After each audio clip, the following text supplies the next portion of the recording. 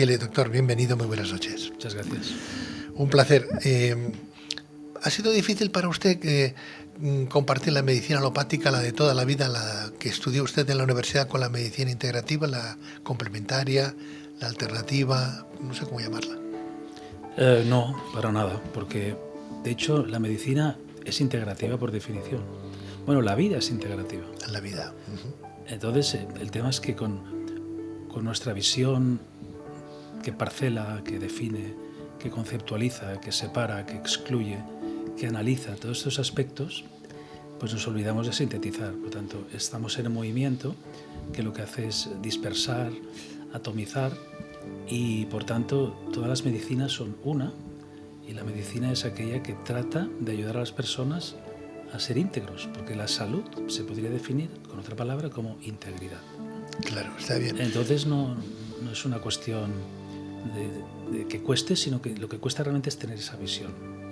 No obstante, años atrás ya no, ha cambiado la cosa muchísimo, ¿no? Años atrás, hablar de medicina holística, mente, cuerpo y espíritu, todo bien conglomerada, ¿no? Era como, no sé, es como hablar con alguien que no venía de la facultad. Sin embargo, gracias a Dios, han salido muchos facultativos que han sido doctores posteriormente, ¿no? Que han sido médicos, como es su caso, donde se han dado cuenta que lo que usted dice, todo es una integración, la farmacopea con las plantas, el tema químico. Quiero decir que el cuidado de cada uno, la física, por ejemplo, de alguna manera, uno cuando hace un poco de deporte se da cuenta que está dentro de esa medicina también, ¿no? Integrativa, ¿no? Porque además usted es especialista en medicina deportiva. Bueno, sí, cuando me licencié en el 88, después me especialicé en medicina de la educación física y el deporte, así es como se llama la especialidad. Y después ya empecé a ejercer, ¿no? lo que había estudiado. Así fueron los primeros 8 años, pues trabajando en hospitales, en mutuas de accidentes de trabajo, en eventos deportivos, es decir, me formé como clínico, porque después cuando acabas en la carrera eres licenciado en medicina, pero médico no eres, ¿no? Claro. Hasta que no empiezas a adquirir experiencia no te puedes considerar médico. ¿Cuántos años para sentirse uno médico? Para usted. En mi caso fue muy interesante porque yo nunca quise hacer esta medicina, la carrera de medicina por vocación, ¿no? Yo tengo que agradecerle a mi madre que a esa edad, pues, si no empujar, me sugiriera que hiciera medicina. Yo quería hacer otra carrera. Yo venía de lo que eran las ciencias, quería hacer química y ella me dijo, no, tienes que hacer médico. Y la verdad es que no tenía un interés especial y me licencié, era un buen estudiante y de hecho empecé a disfrutar de la profesión cuando la empecé a ejercer. Por tanto, yo no era un vocacional de la medicina, esa es la realidad. ¿Qué hubiera sido usted si no hubiera sido médico, doctor? Bueno, yo quería hacer química, si hubiera sido un químico o cualquier cosa, un biólogo o una cosa así, pero la verdad es que aun siendo un estudiante, pues tampoco tenía esa vocación. ¿Y esa vocación cuándo le vino? ¿Cuando empezó a integrar todo? Cuando empecé a ejercer, sencillamente, cuando empecé a contactar con lo que era la profesión, ni tan solo integrativo. Yo no tenía entonces esa idea, ¿no? Estoy hablando de principio de los años 90. Por tanto. Porque hablamos de medicina integrativa, usted dice que la medicina en sí lo engloba absolutamente todo, ¿no? Claro. Pero no todo el mundo lo ha visto siempre igual, ¿no? Porque se va a dar una solución, pero no se va a la causa, ¿no? Exacto, es decir, esto tengo que hacer una referencia realmente a lo que ha sido la influencia que, sobre todo a partir de finales del siglo XIX, principios del XX, unos grandes seres que venían de la India, Paramahansa Yogananda, Sri Vivekananda, ellos empezaron a aportar una visión complementaria a la visión occidental, vamos a decir. Ellos fueron los grandes embajadores de lo que era entonces una gran cultura, que es toda esa cultura asiática, sobre todo la procedente de la India, y que los Beatles, entre otros, pues facilitaron su divulgación, ¿no? Pero el caso es que a partir de aquí nosotros nos dimos cuenta de que la visión de la vida que tenemos en todos los ámbitos es material. Es decir, que tenemos una enfermedad grave que se llama materialismo. Entonces, a partir de aquí, todo lo que me comentas es así. Es decir, que finalmente vemos las cosas desde el punto de vista de la materia y lo que no es materia no existe. Y esto, claro, los años... y la ciencia, sobre todo la física, a partir de principios del siglo XX, coincidiendo más o menos con estos personajes que venían de Oriente, en Occidente se empezó a estudiar.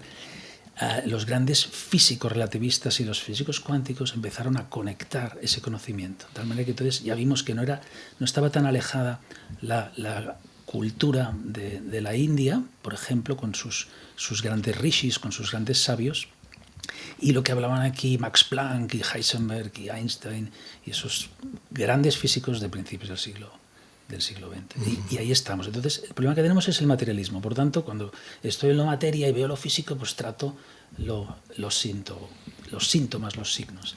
Yo entiendo que habrían algunos facultativos pues para desprestigiar un poquito la medicina holística, la llamaban medicina alternativa, ¿no? Como que fuera algo que está ahí, ¿no? Que no era una medicina complementaria, cuando en realidad es que es lo que es, ¿no? Sí. Bueno, ya sabemos que estamos atrapados en el concepto de la terminología. Eso es otro problema que tenemos. Es decir, que identificamos el concepto y a partir de aquí pues nos agarramos al concepto como si el concepto fuera la verdad. Y el concepto es apenas una pequeña porción de la verdad. Por tanto, claro, dices alternativo porque entiendes que lo que prevalece es lo que es oficial. Entonces esto es alternativa al oficial.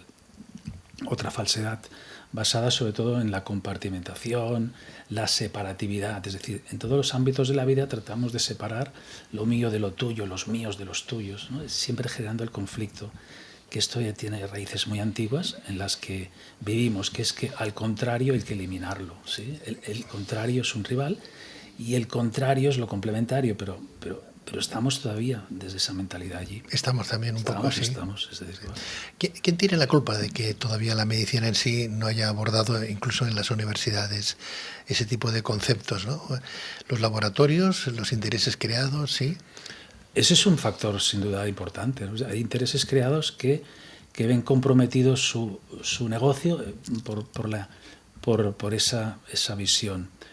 Aunque no será el único, es decir, ahí puede haber intereses que no conozcamos, pero de todas maneras, yo creo que el tema es que la población se dé cuenta de que el concepto de salud en general se interpreta como no enfermedad, ¿sí? Y eso es falso. Entonces, cuando las personas se dan cuenta que, aunque no estén diagnosticados de una enfermedad, tampoco se encuentran bien porque están desintegrados, entonces empiezan a buscar.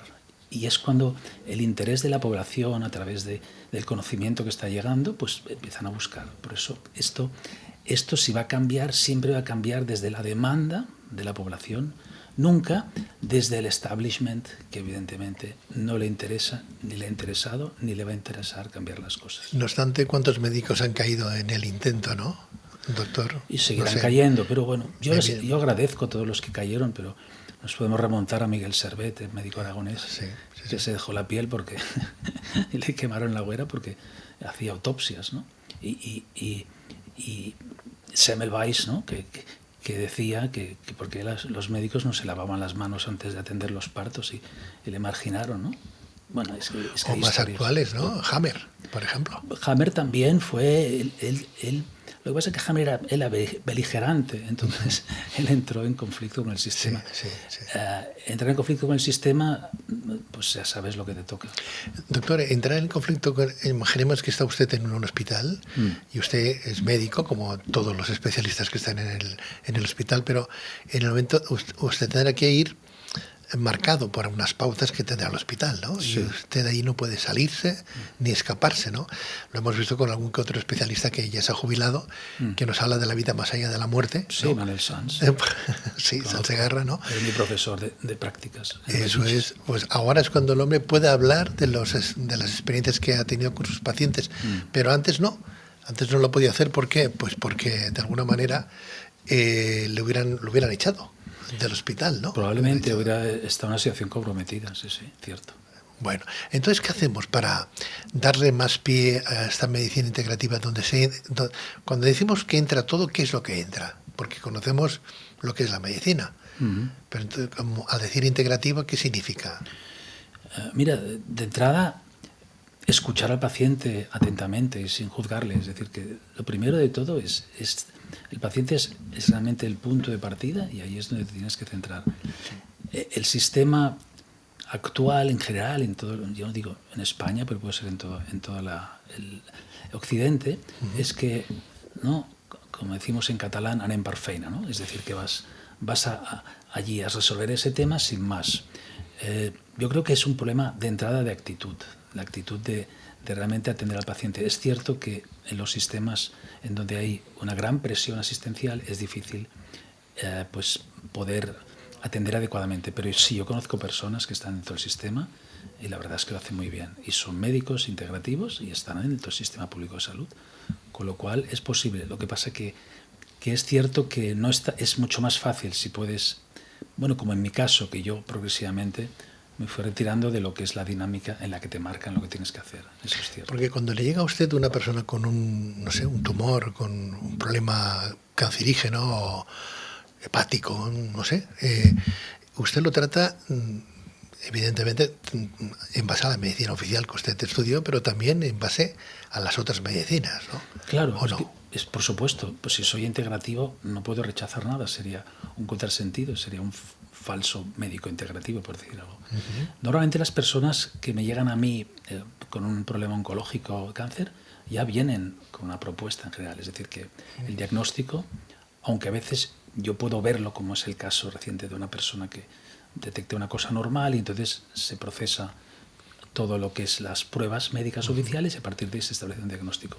Siempre, y eso es importante decirlo, siempre hay que partir de la materia, es decir, siempre hay que partir del diagnóstico médico oficial, con sus pruebas de imagen, con sus pruebas de laboratorio, etc. Entonces, a partir de aquí, la persona puede entrar en lo que es el tratamiento oficial. En oncología sabemos que los tratamientos son radioterapia, quimioterapia, cirugía, es decir, que es esa triplicidad en la que tú o quemas un tumor o lo extirpas o lo envenenas con la quimio, es decir, esas son en resumen las tres opciones que tienes. Pero desde la medicina alternativa, y esto no es exclusivo mío, sino que yo sé que hay centros oncológicos que tienen esta visión, vas a tratar de acompañar al paciente no desde su patología, sino desde lo que es su persona. Es decir, el paciente no es un cáncer hepático o es un cáncer de colon, sino que es algo más. Entonces ahí integras un aspecto, vamos a decir, que humanizas un poco lo que es el proceso por el que está. Entonces ahí entras en una dimensión en la que está el tumor y los tratamientos del tumor, que pueden ser los oficiales y puedes acompañar con otros. Hay muchos realmente. Tenemos el mundo de la fitoterapia, el mundo de los hongos y después tenemos otras terapias que acompañan, que ayudan a que el tratamiento oficial sea más efectivo. En cuanto a la dieta, por ejemplo, no se puede tratar un cáncer sin orientar al paciente en lo que es una dieta. Esto no se suele hacer en los grandes hospitales que van al protocolo, pam, pam, pam, ¿no? Entonces, esto está bien, pero acompañas desde esa perspectiva. Otros tratamientos que ayuden, por ejemplo, no solamente a eliminar el tumor, sino a potenciar lo que es el sistema inmunitario de la persona, que también juega su papel. Y si el sistema inmunitario no está aislado, esta conexión con el sistema endocrino, con el sistema nervioso, con la parte psicológica, sí, está allí. Y después todo el tratamiento detoxificador para que los efectos secundarios de los propios fármacos, que son efectivos, pues permitan la mejor recuperación del paciente. Es decir, que tenemos diversas opciones, siempre desde la perspectiva del paciente y su contexto personal y familiar. Don Miguel, ¿y hasta qué punto la implicación del paciente es necesaria, es fundamental para una curación? Porque, claro, las pastillas, las inyecciones están ahí, pero es una cosa estandarizada, no es una cosa preparada para cada cual. La dosis sí, pero en sí lo que es el producto químico no, ¿no? Desde mi punto de vista, yo lo entiendo así, no sé si estoy equivocado, ¿no? Lo que importa ahí es la actitud también del paciente, ¿no? ¿Hasta qué punto esa implicación toma buena nota como para decir usted saldrá o no saldrá? Yo creo que es fundamental, es decir, has tocado un tema esencial en lo que es la medicina integrativa, en la que integras al paciente de entrada. Por tanto, sin integrar al paciente y su contexto, como decía, va a ser mucho más difícil. Entonces, todo lo que en ese sentido facilite que el paciente esté implicado en todo ese proceso. El paciente está allí, es decir, el médico no le va a curar como tal. El médico acompaña un proceso y si tiene que sanar esa patología, va a sanar, le vas a acompañar, pero al final hay médicos anteriormente que hablaron de esto. Yo hace muchos años leí un libro, un clásico de la literatura de la medicina integrativa, escrito por un médico y un psicólogo alemanes, La enfermedad como camino. Eso fue y es todavía un libro de referencia para entrar en esa dimensión mucho más amplia de lo que es un enfermo y no la enfermedad. Eso es uno de mis lemas y me has comentado antes, ¿no? No hay enfermos.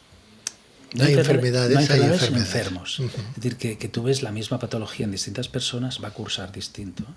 Entonces, cuando tú estás individualizando, personalizando y estás sintiendo eso, entonces entras en otro universo.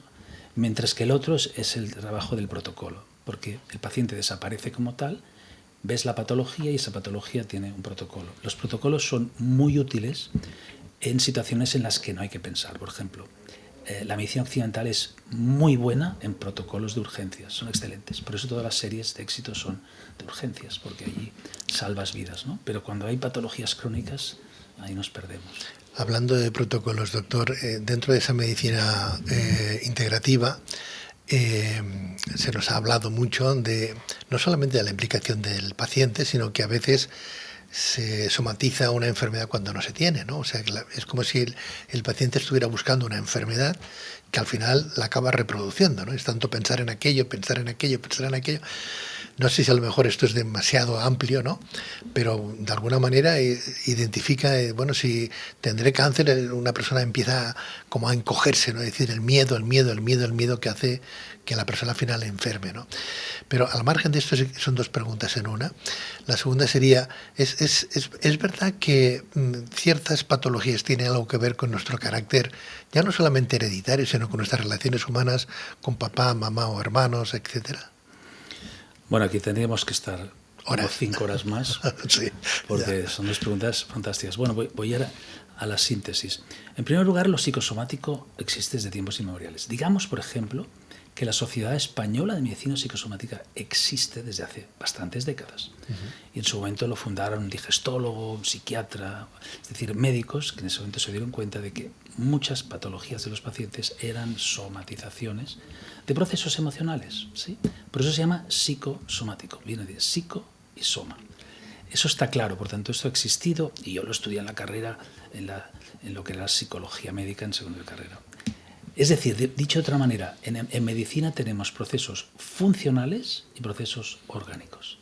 Los procesos funcionales existen como signos, como síntomas, pero no tenemos una base, vamos a decir, orgánica, no tenemos pruebas que puedan objetivar eso, pero existe.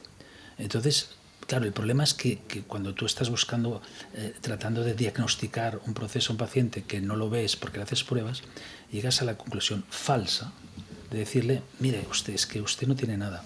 Eso es muy frustrante y todos lo hemos hecho en los inicios. La frase es falsa porque usted no tiene nada, no es cierto. Tú le tienes que decir, yo no sé qué tiene porque no le encuentro la causa, pero no le digas que no tiene nada porque es que el paciente tiene algo. Entonces, ese punto es donde se fractura la relación, ¿sí? Por tanto, lo psicosomático existe, va a existir. Sí. Y además, lo funcional, con el tiempo, como decía, se acaba convirtiendo en orgánico. Es decir, que si una persona, y esto enlaza con la segunda pregunta, si una persona tiene un carácter en la que somatiza en la boca del estómago pues todas sus fricciones emocionales, ¿no?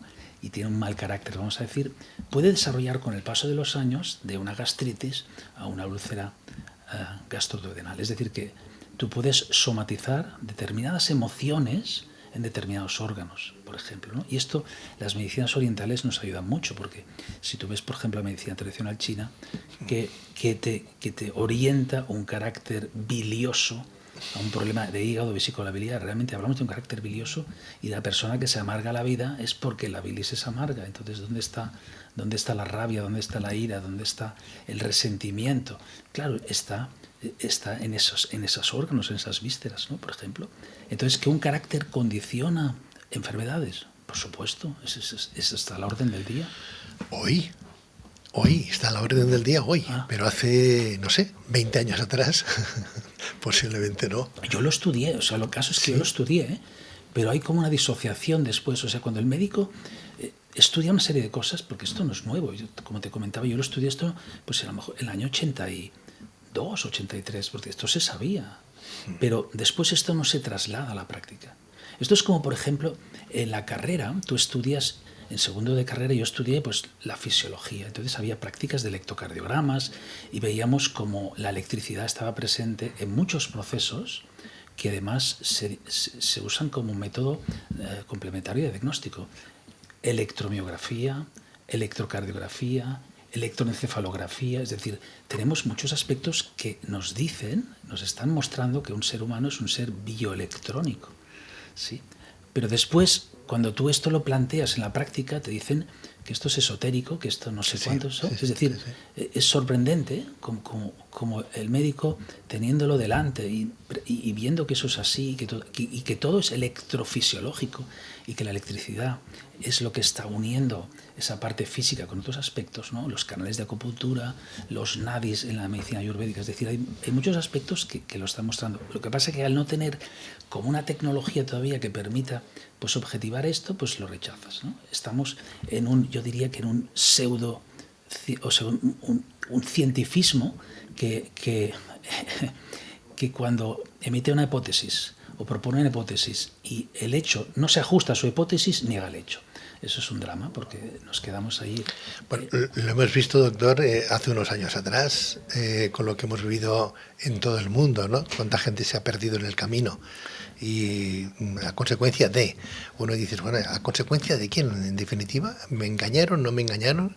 Lo que me dieron que me tenía que tomar, ¿me lo tenía que haber tomado o no? Porque hay millones, millones y millones de muertos, ¿no? Entonces, y luego resulta que aparecen médicos oficiales, digo oficiales desde el punto de vista gubernamental, exponiendo y diciendo que, madre mía, que hay que hacerlo, hay que llevarnos a los hijos, a los padres, a los abuelos, pues a eso, a lo que ellos mandan, ¿no? Por no ponerle un título ni un nombre, ¿no? Porque ya sabemos cómo funciona todavía esto de las entrevistas que tienen una tilde o que hablan de, ¿no? Porque duran 2 días en las plataformas donde está la censura. La censura sigue estando ahí, ¿no? Y lo de lo que es la libertad de expresión, me parece a mí que todavía lo hemos perdido bastante. Lo hemos perdido bastante, ¿no? Bueno, eventos como este que comentabas, que vivimos pues durante 3 años, del que ahora se celebra ese 5º aniversario justamente, y vuelven noticias de este tipo, de las secuelas que ha habido. Creo que todo fue precipitado, que hubo mucho miedo y realmente lo que al principio pues se podía, entre comillas, justificar, con el paso de los meses y de los años quedó bastante injustificado, ¿no? Es decir, que podríamos hablar de esto, pero al final lo que hay que ponerle es coherencia y ver qué lecciones aprendimos de esto, tanto los médicos como los pacientes, y qué decisiones se tomaron, sobre todo decisiones basadas en el miedo y por tanto la precipitación y en este hipótesis, caso, ¿no, doctor? Sobre todo cosas que se pudieran justificar desde algo que a día de hoy pues nadie ha explicado científicamente. Es decir, Claro. que en ese sentido somos médicos y los médicos se nos supone un conocimiento y tendríamos que evaluar probablemente muchas afirmaciones y haberlas discutido. El gran problema, y eso es lo más grave que yo encuentro, es que jamás existió un debate. Entonces, cuando no puedes debatir con profesionales cualificados que pueden discrepar y deben discrepar muchas veces y desde ahí sacar conclusiones para el beneficio de la población, entonces está pasando algo grave. Ese es el gran tema. Es decir, que tengo mi opinión y tú tienes la tuya. Sí. Pero lo tenemos que debatir, ¿no? Sí, debería de ser así. Eso es para la libertad de expresión, para la libertad del ciudadano, del paciente. El paciente esté informado, él toma sus decisiones, ¿no? Claro. Aquí hemos tenido tertulias sobre el particular que al final han estado colgadas, pues no sé, en las redes sociales 2 días. porque al tercer día nos han dicho esto está fuera porque no se permite, ¿no?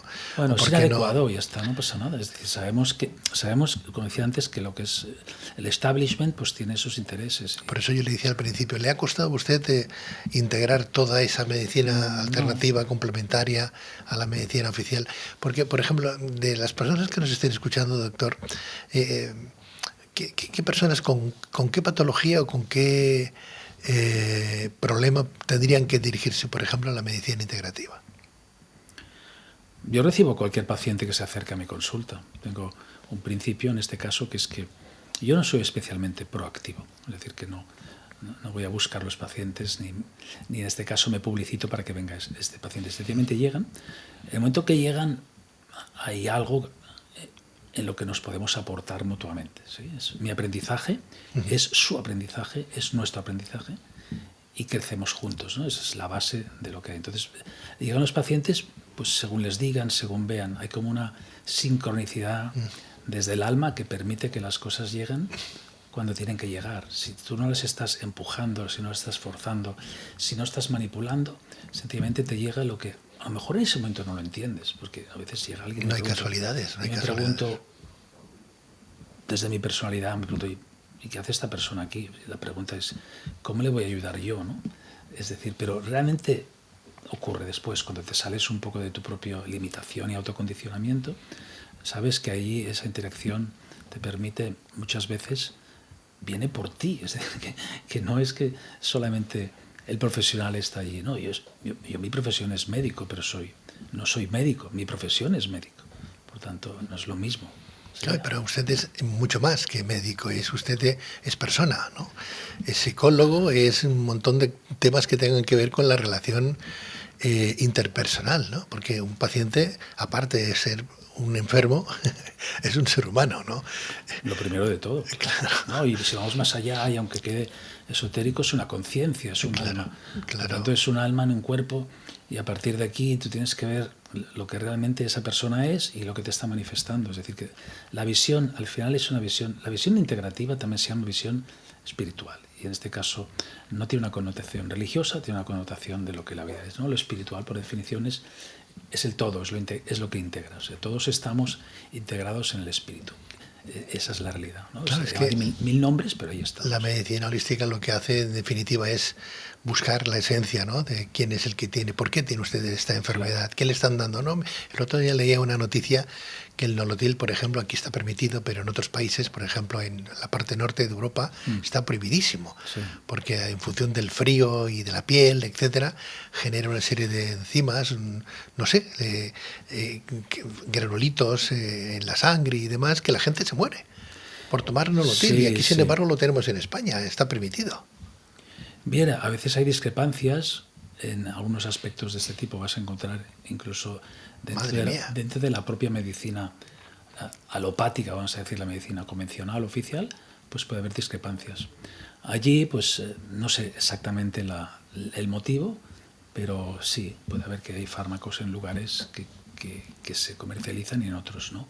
Es como la melatonina aquí, que es un complemento que se permite pues 1.9 miligramos por pastilla, ni más, y en otros lugares pues comprar de 5 o de 10. ¿no? Lo que está claro es que España es uno de los países que más hay más consumidores de medicinas y más publicidad hay en las televisiones lo que sí está claro es que fármacos. Hace muy poco salió la noticia de medios de comunicación convencionales que hablaban de que en España, en relación a Europa, es el país que más psicofármacos está consumiendo. Esto es una realidad. Comparado con Alemania, estamos prácticamente quintuplicando lo que es la ingesta de ansiolíticos. Por ejemplo, hablamos de psicofármacos ansiolíticos, hipnóticos, ¿no? Para dormir, y después todo lo que son antidepresivos, ahí somos los reyes. Antes lo decía el doctor, no hay enfermedades, hay enfermos, ¿no? Y qué mejor que hablar de la medicina integrativa porque es la que nos va a escuchar. Está muy bien ir a ir a lo que está teniendo la persona en sus manifiestos, pero hay que ir a la causa. Y a veces eso cuesta de conseguirlo, porque no, o sea, lo vemos en la medicina oficial, pero desde el punto de vista de la seguridad social, por ejemplo, colas para que un médico de cabecera atienda a una persona. ¿Qué le duele a usted la cabeza? Pues un fármaco. Pero no entramos a más, no entramos a valorar el porqué. No les da tiempo tampoco. Tampoco les da tiempo, ¿no? Que está sobresaturado eso, ¿no? Yo les considero héroes claro. en este momento. Es decir, que no, si la culpa no es de ellos. No, es muy fácil criticar, la verdad es que hay que darles las gracias porque contienen lo incontenible. Es decir, que mi solidaridad completa con los médicos que están al pie del cañón, en la trinchera, y que apenas pueden con sus propios problemas. Don Miguel, ¿dónde lo encuentro yo usted aquí en Barcelona para aquellos que quieran tener una opinión suya? No sé.